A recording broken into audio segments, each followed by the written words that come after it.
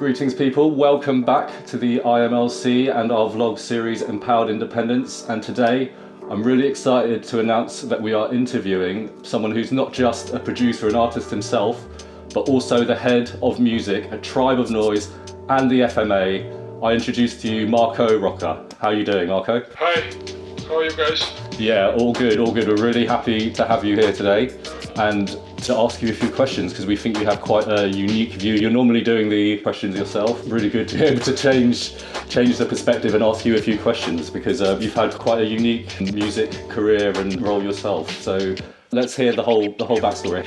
Yeah, I got into music through hip hop. I started first writing rhymes when I was 15. I was born in Croatia, in Zagreb. Oh, okay. So I first started writing rhymes in Croatian and I fell in love with the music straight away. Then we moved in '91, my parents moved to Italy for a year and I lived in Rome and I had access to, which I didn't in Zagreb. In Rome I did have access to a really good record store where I could dive into a lot of really good hip-hop that those guys could just somehow get from the States.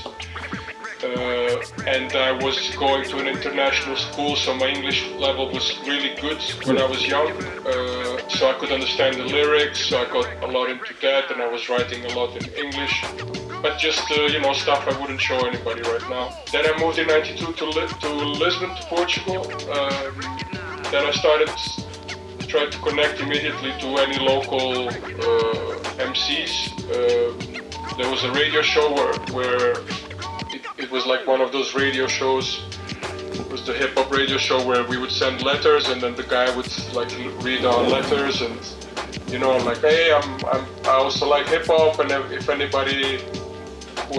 anybody's listening and also likes hip hop, please get in touch with this number, because that's how it was. There was no social network. Of course, yeah.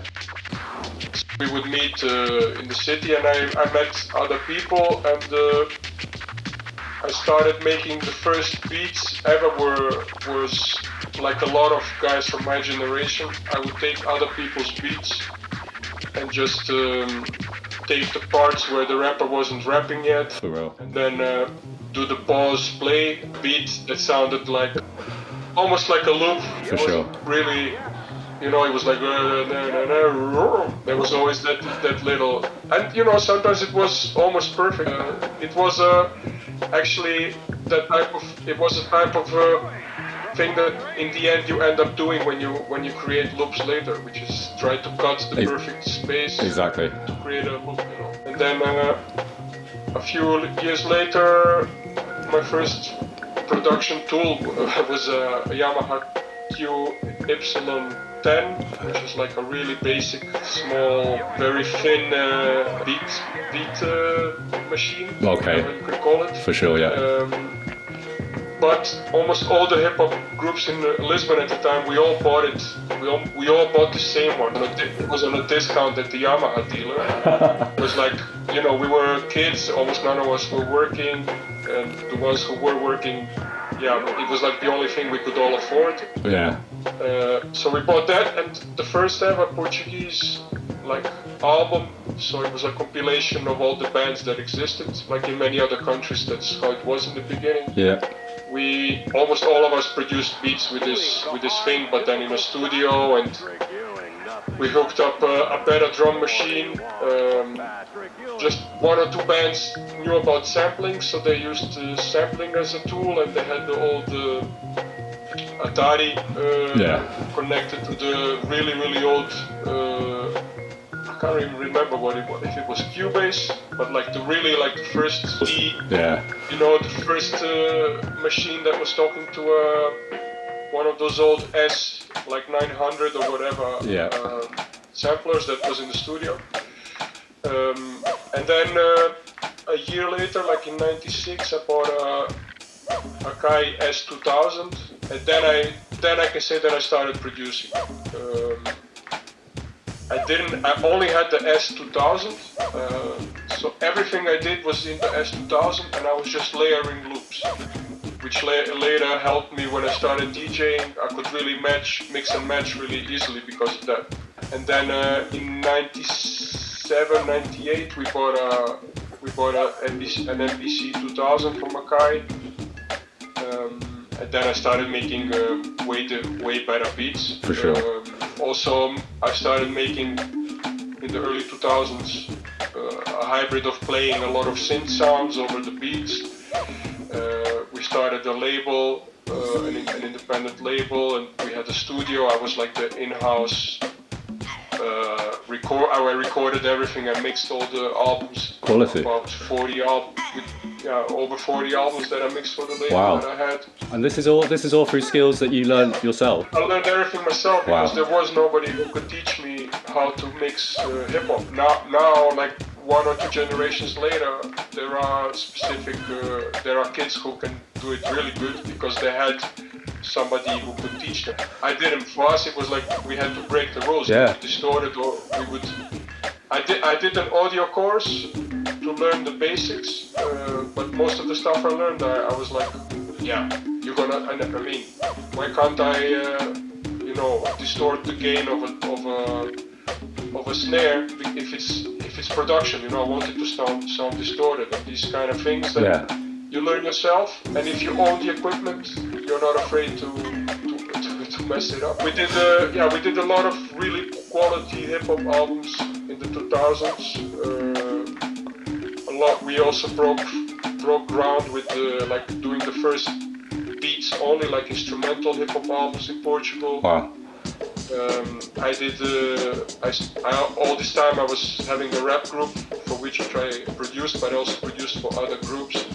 And then I started making my own instrumental music with more like jazzy beats, but always with live musicians playing over it. Wow.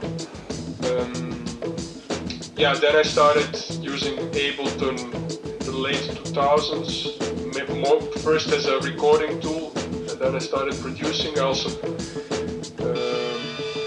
was a whole period when I made a lot of dance music. Yeah. I DJ'd also a lot on a pretty high level for somebody who just started, who just got into it. DJ'd in all these known clubs in Berlin and all that stuff. Oh wow. For a while, but all the time I'm basically a hip hop head who through sampling discovered a lot of other music and then became really deeply interested in this other music. Definitely. I also for a long time have deep love for what you might call world music, but not in that anthropological sense. Yeah. Like just global tunes. For sure. Modern, pop tunes, traditional tunes, doesn't matter. It's good, I really like it. So for almost 6 years now, I've been making a weekly radio show that's dedicated to global music. And I also produced a lot of stuff that sounds more like tropical and stuff like that. Always new fusion. For sure, because I noticed. Maybe I'm already answering too much. No. It's really interesting. It's actually really interesting to hear your story because I was going to say when I go through, the Tribe of Noise, what I notice stands out between the Tribe of Noise and a lot of other music licensing companies is the quality of the global music. Like as you're saying, like some of these, it's obviously much more than just production music. Some of these artists are proper bands. Obviously, people who spend ages in the studio, like making this really quality work. Like, do you actually actively find these people? I look for my radio show, I actively go after music. Wow. I find a lot on Bandcamp, since Bandcamp exists. Before that, I would, through my networks, like going to events like Womax, which is like really a world music kind of it still exists and it's still really strong. One of those music conventions, But now I spend quite a lot of time on Bandcamp, always trying to find the music. It's because it's just handier than. I always liked going to stores back in the days when I had the availability and just go with my fingers through records or just by looking at a cover, like thinking, I wonder what the hell is going on. Why it's like this. And that's what I like doing on Bandcamp because it is like going for a store, basically. That's an online store. I don't really use Spotify a lot to discover music. I don't, because I know that it will basically suggest something to me, and I never like being suggested stuff. You like finding it. somebody who is not physical like. For sure. Although, I mean, a lot of times it's nice because if you go for the radio option, sometimes it really makes sense. Like if I would listen to Getza Radio, probably it would make sense. For sure, yeah. Or my own radio, but to discover new music, I prefer to go to a place where you can hear music that's still in pre-order, you know. Yeah. So you already know, this is not even coming out yet, so it's not even on the DSP-based platform. Exactly, and actually a lot of artists are not sure the next step of what to do with their music, I guess, after they've made it, you know, so having someone like you get in contact is probably really, really nice. So how did you go from Lisbon, how did you end up in Holland, and how did you end up with the Tribe of Noise? Explain that journey. Yeah, I came to Holland, I met somebody, so I moved here. Quite some time ago, probably 15 years ago, if I'm not mistaken. Sure. And then I tried to find something to do here, and first I worked for 2 years with an NGO called Up to You 2 that was developing music programs in some neighborhoods in Nairobi in Kenya. Oh, cool. So I was busy with that, like how to improve the program itself, and also those guys would record albums down there in a studio, and then I was basically the label, doing the whole label part, as if we were also a label, so getting the CDs made somewhere, and getting a distribution, getting already then getting some digital distribution, of course. I even was booking like tours for these guys. It's crazy because one of the bands that we worked with, it's called Salty Soul. They were really just young guys then, super talented. They kept on doing their thing, and they are huge now. Oh, yeah. Not just in Kenya, they're like a proper Pan-African pop superstar band. Oh, that's so amazing. So I'm really happy for that. I don't think it's because of us. I think whatever happened to them would have happened anyway. I'm happy that I was involved with them. Once I was in Nairobi, and they had to shoot a video, and their drummer was unavailable, and he happened to be a guy from Denmark. So they asked me to be the substitute drummer in the video. So it's probably the worst fake drumming in the video. If you want to check it online, it's just go for Salty Soul. Salty Soul. Sunny Days is the name of the video. Okay, good. I will let the world know about that. Unfortunately, this NGO stopped working with all these programs because of funding. Hierarchy changed here in the whole structure changed in the Netherlands. Sure. Then a few months later, Tribe of Noise was still a startup, looking for somebody to be basically engaged with all the musicians, get new musicians in, and also to curate all the music, to do all the quality control, to create later in-store channels and all that stuff. So somebody with my experience also as a DJ and the producer, and somebody who had a label, so knows how to talk to other musicians without saying things that they don't understand. I applied, and I've been working with Tribe for 12 years already. Wow, that's amazing. No, 11 years, sorry. 11 years, that's incredible. How have you noticed in your 11 years with a Tribe of Noise, how have you seen things evolve in terms of kind of like royalty-free music and the kind of artists who are starting to get involved in this industry? Well, it's like the catchphrase "lead by example" is actually something that became really obvious in how we work. So at the beginning, of course, it's really hard to explain somebody that you can make that there are revenue models that can be based on royalty-free music, because it's still like the normal path, the traditional way things are done is that you have to register music. Everybody tells you, you have to register music. It's like, to drive you need a driving license. If you want to be a musician, you have to register music with a rights performing organization. And that used to be the case. It used to be the case back in the days, What we encountered is that once you start having good examples of people who are actually making some revenue, and then you have a bit of like a very small snowball word-of-mouth effect. After some years, you get to a point where it's much easier to explain what you're doing. Somehow, you still have to explain. You still really have to explain, because people still see it. It is a very parallel, very specific part, especially for musicians. It's much easier to talk to musicians who create a lot of instrumental music, because they will understand that, than talking to a singer-songwriter or somebody who. And that's strange, because they're both making music, very different ways and different approaches. But a singer-songwriter, maybe because they really are the face of their music, which doesn't happen a lot with instrumental producers. Yeah.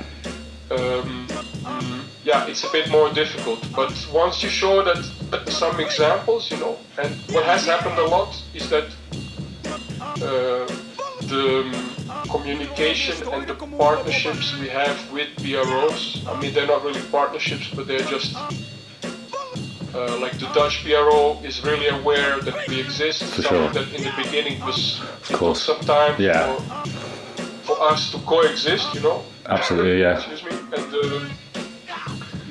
the big change has been that, like, things have changed in that way. Things are more open.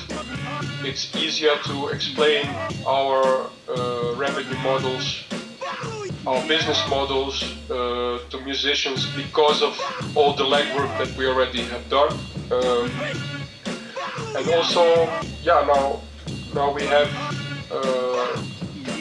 a sister company that's way bigger than us as far as being visible, which is FMA. For sure. Which is like it's almost like a Goliath next to David, For sure.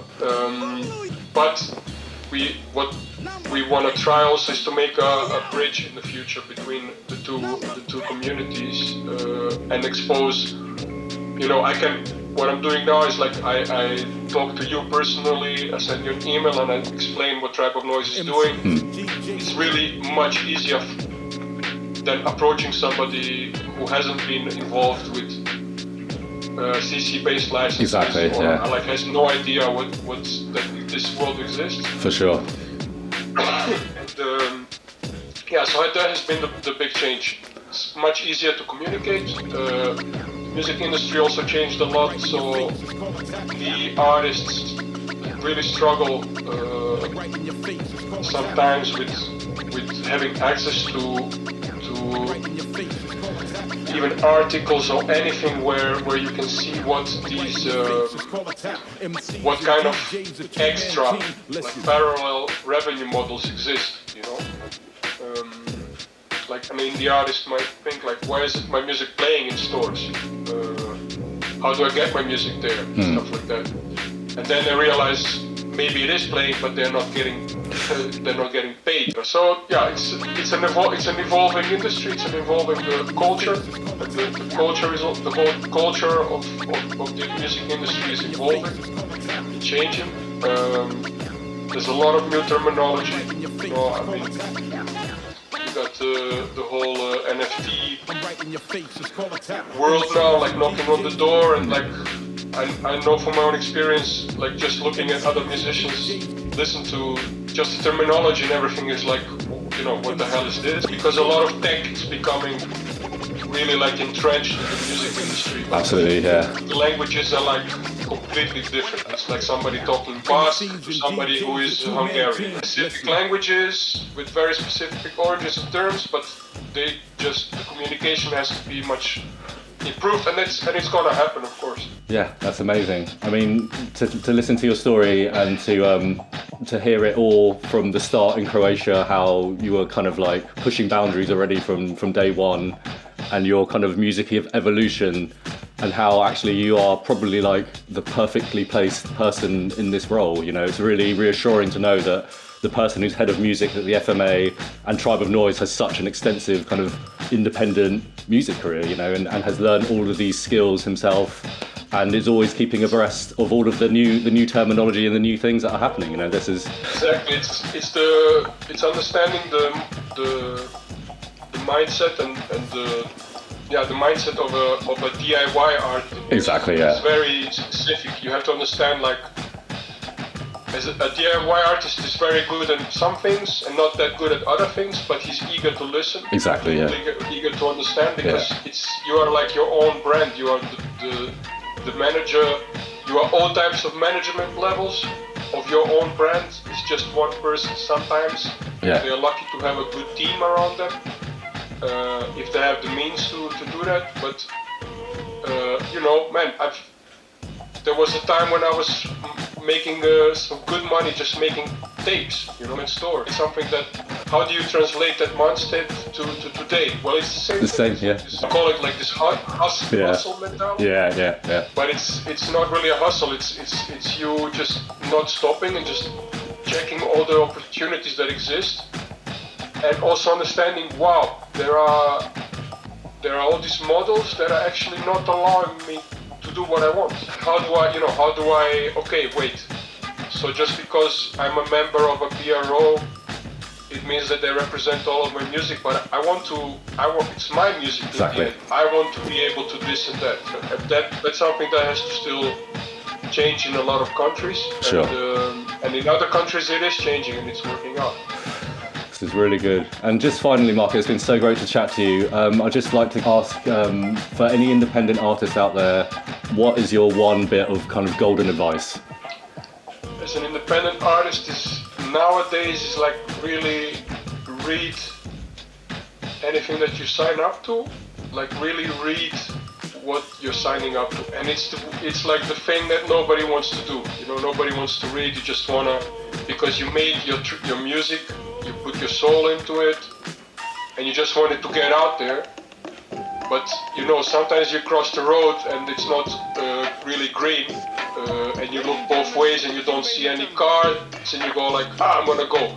But okay, the light was still red. You could do it, but maybe you were caught on the camera, and later on someone's gonna like bother you. I see a lot of indie artists who decide to like go to a certain DSP, but they don't understand that the DSP later is also their publisher, and only later when they are in a situation where their publisher is claiming to be their publisher, they go like, oh, I didn't know. Yeah. Just clicked yes on everything. Yeah.